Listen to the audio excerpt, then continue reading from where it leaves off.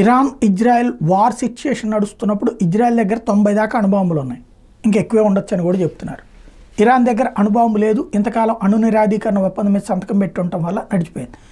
అయితే శుద్ధి చేసిన యురేనియం ఉండటంతో పాటు రష్యా, ఉత్తర కొరియా, చైనాలతో స్నేహం చేస్తూ వాళ్ళు ఈ మధ్యకాలంలో ఇరాన్లో కనబడటం, శుద్ధి చేసిన యురేనియం ఉందని చెప్పడం, దాంతోపాటుగా అణ్వస్త్రాలు చేయగలిగిన స్థితిలో మేము ఉన్నామని చెప్పడం, ఇదంతా నడిచింది.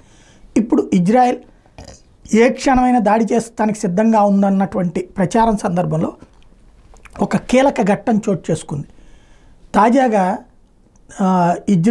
ఇరాన్లో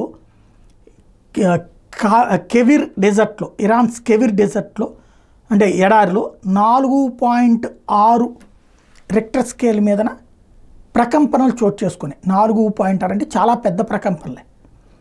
అంటే ఏంటి, భూకంపం వచ్చింది.